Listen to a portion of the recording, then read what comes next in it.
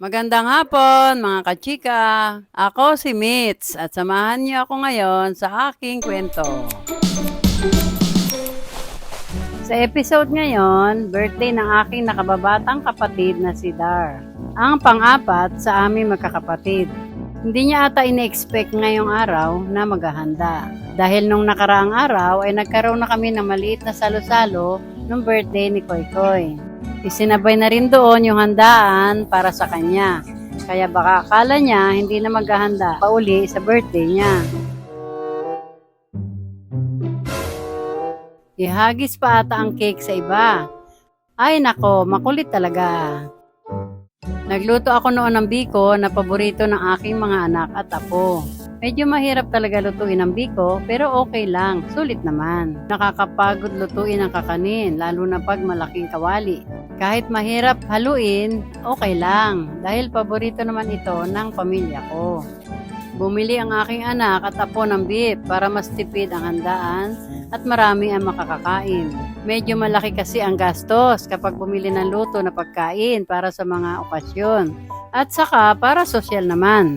Plano rin kasi namin lutuin ang specialty ng aking anak na beef and pork ribs.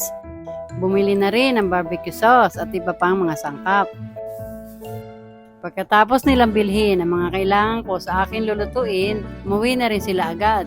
Tinapos ko lang ang pagchichika ko sa kaibigan ko na si Ruby. At agad ko na rin sinimulan ang paghahanda ng lulutuin. Si swimming. Buti ka pa. Sana all may swimming. Iniba ang mga karne at tinalo ko lang din ng konti para hindi masunog yung mga nasa ilalim. At isinunod ko nang inilagay ang toyo. Sunod naman ay paminta. At ang ketchup. At panghuli ang barbecue sauce. At hinalo-halo para kumalat ang lasa sa lahat ng beef na isinalang. Ayan, hindi pa luto pero nakakatakam ng tignan. Hindi rin dapat mawawala ang dessert kaya sinimulan na namin gawin ang buko salad. Inilagay ko na sa lalagyan ang buko. Sunod naman ay ang all-purpose cream.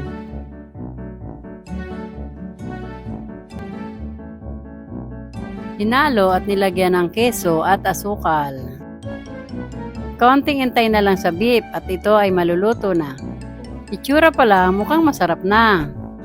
Nang maluto na ang beef, nagluto naman kami ng pansit. At ginamit namin ang sabaw ng beef kanina para ito ay mas malasa. Inilagay na namin ang mga sangkap at sinimulang halu-haluin. Makalipas ang ilang oras, tapos na rin ang pagluluto ng pagkain. Dumating na rin yung iba kong mga anak at apo. At sa labas muna sila nagantay.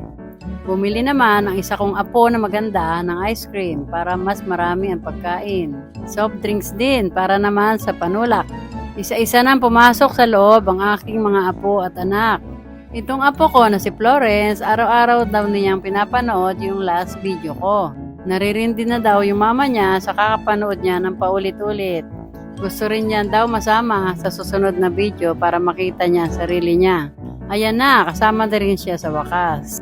Sumunod na rin ang birthday boy at nagsimula na magkantahan ng happy birthday.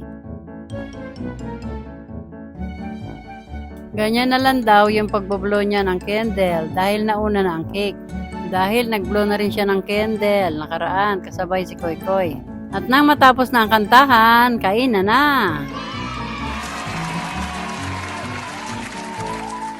Nang matapos na ang pagsalo-salo, nagsiuwian na ang iba kong anak at apo. Meron naman daw pahabol na shoutout si Dar. Maraming salamat sa mga nag-sponsor sa aking birthday. At kain na kayo. Uwi kayo lahat. At nang konti na lang ang mga tao, nagkaraoke naman ako at uminom ng beer si Dar, ang apo ko at manugang para magpalipas ng oras. Ayun lahat ang nangyari bago matapos ang araw. Hanggang sa muli, ako si Mitz. Maraming salamat sa pagsama sa aking kwento ngayong araw. Hanggang sa susunod na video uli. Paalam mga kachika!